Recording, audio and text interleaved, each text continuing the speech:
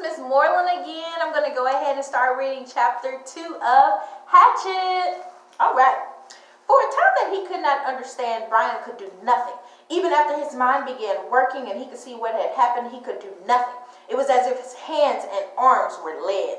Then he looked for ways for it not to have happened. Be asleep, his mind screamed. His mind screamed at the pilot, just be asleep and your eyes will open now, and your hands will take the controls and your feet will move to the pedals, but it did not happen. The pilot did not move except that his head rolled on her neck impossibly loose as the plane hit a small bit of turbulence. Somehow the plane was still flying. Seconds had passed, nearly a minute, and the plane flew on its own as if nothing had happened, and he had to do something, but did not know what. Help! He had to help. He stretched one hand toward the pilot, saw that his fingers were trembling, and touched the pilot on the chest. He did not know what to do. He knew there were procedures that you could do mouth-to-mouth on victims of heart attacks and push their chest, CPR, but he did not know how to do it, and in any case could not do it with the pilot who was sitting up in the seat and still strapped in with his seatbelt. So he touched the pilot with the tips of his fingers, touched him on the chest, and could feel nothing, no heartbeat, no rise and fall of breathing, which meant that the pilot was almost certainly dead. Please, Brian said, please, but did not know what or who to ask. The plane lurched again, hit more turbulence, and Brian felt the nose drop. It did not dive, but the nose went down slightly, and the down angle increased the speed. And he knew that at this angle, this slight angle down, he would ultimately fly into the trees. He could see them ahead on the horizon, where before he could only see sky. He had to fly it somehow, had to fly the plane. He had to help himself. The pilot was gone beyond anything he could do. He had to try and fly the plane. He turned back in the seat facing the front and put his hands, still trembling, on the control wheel, his feet gently on the rudder pedals. You pulled back on the stick to raise the plane. He knew that from reading. You always pulled back on the wheel. He gave it a tug and it slid back toward him easily. Too easily. The plane, with the increased speed from the tilt down, swooped eagerly up and drove Brian's stomach down. He pushed the wheel back in, went too far this time, and the plane's nose went below the horizon, and the engine speed increased with the shallow dive. Too much. He pulled back again, more gently this time, and the nose floated up too far, but not as violently as before, then down a bit too much, and up again, very easily, and the front of the engine cowling settled. When he had it aimed at the horizon, and it seemed to be steady, he held the wheel where it was, let out his breath, which he had been holding all this time, and tried to think of what to do next. It was a clear blue sky day, with fluffy bits of clouds here and there, and he looked out the window, down for a moment, hoping to see something, a town or village, but there was nothing, just the green of the trees, endless green. And lay scattered more and more thickly as the plane flew. Where? He was flying but did not know where, had no idea where he was going. He looked at the dashboard of the plane, studied the dials, and hoped to get some help. Hoped to find a compass, but it was all so confusing, a jumble of numbers and lights. One lighted display in the top center of the dashboard said the number 342. Another next to it said 22. Down beneath that were dials with lines that seemed to indicate what the wings were doing, tipping or moving, and one dial with a needle pointing to the number 70, which he only thought might be the altimeter. The device that told him his height above the ground, or above sea level. Somewhere he had read something about altimeters, but he couldn't remember what, or where, or anything about them. Slightly to the left and below the altimeter, he saw a small rectangular panel with a lighted dial and two knobs. His eyes had passed over it 2 or 3 times before he saw what was written in tiny letters on top of the panel. Transmitter 221 was stamped in the metal, and it hit him finally that this was the radio. The radio, of course! He had to use the radio when the pilot had been hit that way. He couldn't bring himself to say that the pilot was dead, couldn't think it. He had been trying to use the radio. Brian looked to the pilot. The headset was still on his head, turned sideways a bit from his jamming back into the seat, and the microphone switch was clipped into his belt. Brian had to get the headset from the pilot, had to reach over and get the headset from the pilot, or he would not be able to use the radio to call for help. He had to reach over. His hands began trembling again. He had to reach over. His hands began trembling again. He did not want to touch the pilot, did not want to reach for him, but he had to get the radio. He lifted his hands from the wheel just slightly and held them, waiting to see what would happen. The plane flew on normally, smoothly. All right, he thought. Now do this thing.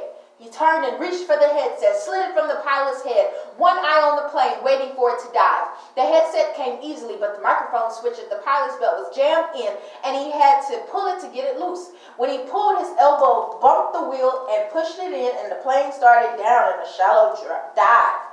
Brian grabbed the wheel and pulled it back too hard again, and the plane went through a series of stomach-wrenching swoops up and down before he could get it under control.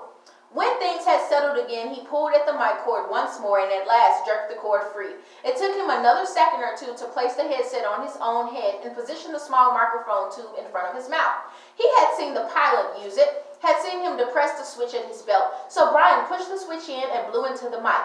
He heard the sound of his breath in the headset. "Hello, is there anybody listening to this? Hello?" He repeated it 2 or 3 times and then waited but heard nothing but his own breathing. Panic came then. He had been afraid, had been stopped with the terror of what was happening. But now panic came and he began to scream into the microphone. Scream over and over, "Help, somebody help me. I'm in this plane and don't know." And he started crying with the screams, crying and slamming his hands against the wheel of the plane, causing it to jerk down, then back up. But again, he heard nothing but the sounds of his own sobs in the microphone, his own screams mocking him, coming back into his ears. The microphone awareness cut into him. He had used a CB radio in his uncle's pickup once. You had to turn the mic switch off to hear anybody else. He reached in his belt and released the switch. For a second, all he heard was the whoosh of the empty airwaves. Then through the noise and static, he heard a voice. "Whoever is calling on this radio net, I repeat, release your mic switch. You are covering me. You are covering me. Over." It stopped and Brian hit his mic switch. I hear you. This is me." He released the switch. "Roger, I hear you now." The voice was very faint and breaking up. "Please state your difficulty and location and say over to signal end of transmission. Over." "Please state my difficulty," Brian thought. "God, my difficulty. I'm in a plane with a pilot who has had a heart attack or something. He can't fly, and I don't know how to fly. Help me, help." He turned his mic off without ending transmission properly. There was a moment's hesitation before the answer. "Your signal is breaking up. I lost most of it. Understand? Pilot, you can't fly, correct? Over." Brian could barely hear him now, heard mostly static and noise. "That's right, I can't fly. The plane is flying now, but I don't know how much longer. Over." "Lost signal. Your location, please. Flight number, location. I don't know my flight number or location. I don't know anything. I told you that. Over." He waited, but there was nothing. Once for a second, he thought he heard a break in the noise, some part of a word, but it could have been static. 2, 3 minutes, 10 minutes, the plane roared and Brian listened but heard no one. Then he hit the switch again. "I do not know the flight number. My name is Brian Robeson and we left Hampton, New York, headed for the Canadian oil fields to visit my father, and I do not know how to fly an airplane and the pilot." He let go of the mic. His voice was starting to rattle and he felt as if he might start screaming at any second. He took a deep breath. "If there's anybody listening who can help me fly a plane, please answer." Again, he released the mic. His voice was starting to rattle, and he felt as if he might start screaming at any second. He took a deep breath. "If there's anybody listening who can help me fly a plane, please answer." Again, he released the mic, but he heard nothing but the hissing of noise in the headset. After half an hour of listening and repeating the cry for help, he tore the headset off in frustration and threw it to the floor. It all seemed so helpless.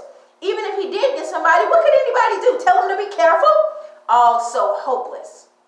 He tried to figure out the dials again. He thought he might know which was speed. It was like a lighted number that read 160, but he didn't know if that was in actual miles an hour or kilometers, or if it just meant how fast the plane was moving through the air and not over the ground. He knew airspeed was different from ground speed, but not by how much.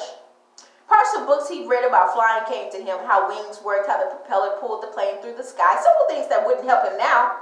Nothing could help him now. An hour passed. He picked up the headset and tried again. It was, he knew, in the end all he had, but there was no answer.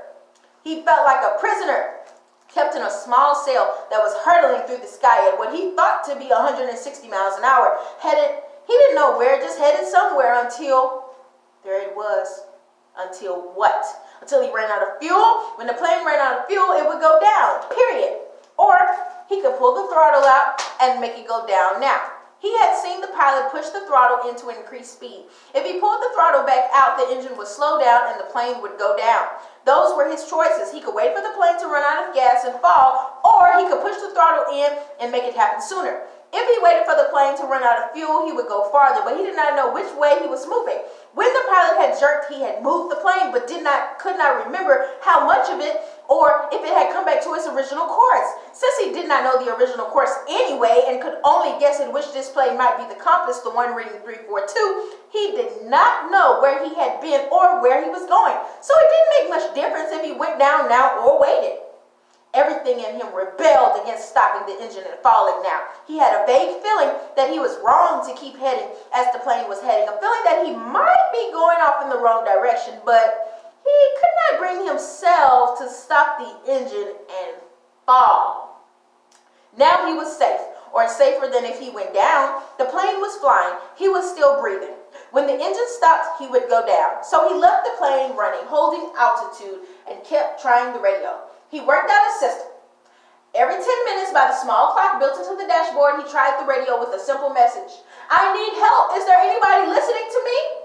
In the times between transmissions, he tried to prepare himself for what he knew was coming.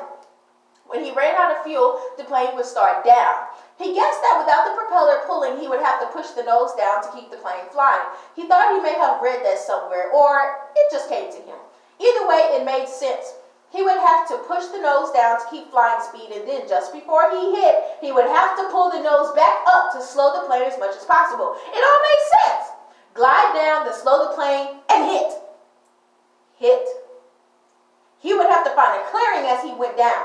The problem with that was he hadn't seen one clearing since they started flying over the forest. Some swamps, but they had trees scattered through them. No roads, no trails, no clearings, just the lakes. And it came to him that he would have to use a lake for landing. If he went down in the trees, he was certain to die.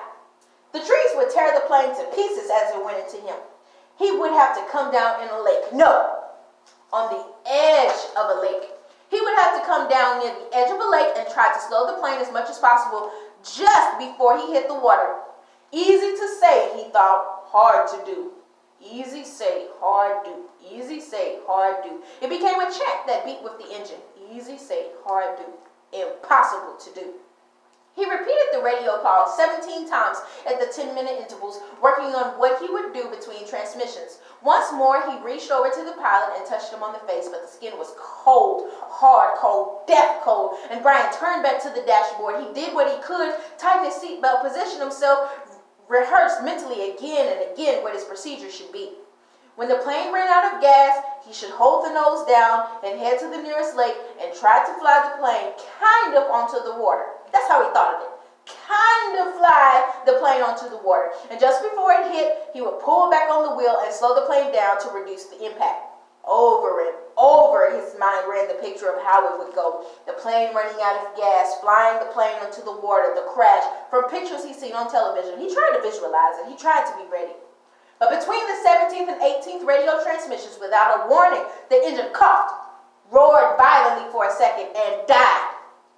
There was a sudden silence, cut only by the sound of the windmilling propeller and the wind past the cockpit. Brian pushed the nose of the plane down and threw up. All right, that's the end of chapter 2. Let's go to chapter 3.